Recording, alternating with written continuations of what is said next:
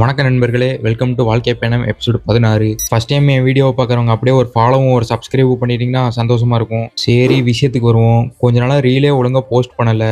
சரி, நானும் daily video போட்டணும்னு தான் பார்க்குறேன், ஆனால் போட தான் முடியல. இந்த வருஷம் கொஞ்சம் தேர்ட் இயர் வந்ததுலேருந்தே கொஞ்சம் எல்லாம் பிளேஸ்மெண்ட் ட்ரைனிங் கொடுக்கறனால அவ்வளோ வீடியோவும் எடுக்க முடியல. அதனால தான் வீடியோ போட முடியல. இனி கண்டினியூவாக நான் போட ட்ரை பண்ணுறேன் நண்பர்களே. காலேஜுக்கு கிளம்பியாச்சு. இன்றைக்கும் பிளேஸ்மெண்ட் ட்ரைனிங் தான், அதனால தான் எல்லாம் எடுத்துகிட்டு கிளம்பிட்டேன் காலேஜுக்கு. அப்புறம் நான் இந்த விளாக் பேஜ் ஆரம்பித்ததுக்கு மெயின் ரீசனே கிஸ்டனிக்ஸ் ப்ரோ தான். அவரை மாதிரி ஒரு விளாகர் ஆகணும்னு தான் ஒரு ஆசையில் தான் ஆரம்பித்தேன் இந்த விளாக் பேஜ். அவர் தான் எனக்கு கொஞ்சம் இன்ஸ்பைரிங்காக இருந்தார் விளாக் போடுறதுக்கு. அவர் எப்பயுமே சொல்கிற மாதிரி கடினமாக இருக்கணும் நம்ம. சரி, இப்போ நம்ம விஷயத்துக்கு வருவோம். எப்படி கிஸ்டனிக்ஸ் ப்ரோ விளாக் பேஜுக்கு உறுதுணையாக இருக்கிறாரோ அதே மாதிரி என் தலைவன் ரோனக் என் பிளேஸ்மெண்ட்டில் உறுதுணையாக இருக்கிறான். தெரியாத சம்பளம் இவங்கிட்ட கேட்டு தான் தெரிஞ்சுக்குவேன். ஒரு வழியாக 6 பீரியட் முட்டி மோதி எப்படியும் முடிச்சாச்சு. வீட்டுக்கு கிளம்பணும். நீ வீட்டுக்கு போயிட்டு என்ன இருக்குன்னு பார்க்கணும். பசி வேறு எடுக்குது. வீட்டுக்கு வந்தோடனே ஸ்நாக்ஸ் இருந்தது, அதையும் சாப்பிட்டு நேராக ஜிம்முக்கு தான் கிளம்பணும். நீ அதுக்கு முன்னாடி ஹெல்த்தி ஷேக் போட்டு குடிச்சிட்டேன்.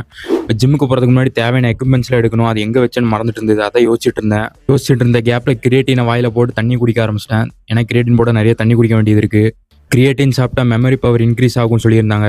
அதனால் அதை சாப்பிட்டு அப்படியே நான் ரிஸ்ட் பேண்ட் எங்கே வச்சேன்னு தேடிட்டு இருந்தேன் மெமரி பவர் யூஸ் பண்ணி. 4 நாள் கழிச்சு இப்போ தான் ஜிம்முக்கு வரேன். வந்தவொடனே ஒரு மாதிரி வித்தியாசமாக இருக்குது. 12 கிலோ தூக்குனாலே எதுமோ 100 கிலோ தூக்குற மாதிரி வெயிட்டாக இருக்குது. இப்பட்டு வராதுன்னு சொல்லிட்டு நான் கார்டியோ பண்ண ஆரம்பிச்சிட்டேன். கார்டியோ பண்ணி முடித்தோடனே நேரம் இங்கே டயர்டாயிடுச்சு. கொஞ்ச நேரம் அப்படியே ரெஸ்ட் எடுத்துகிட்டு கிளம்பிடலாம் வீட்டுக்குன்னு உட்காந்தேன். கொஞ்ச நேரம் அப்படியே நேராக வீட்டுக்கு வந்தாச்சு. வந்தவொடனே சாப்பிட்டு தூங்கியாச்சு நண்பர்களே. அடுத்த விழாக்களை சந்திப்போம்.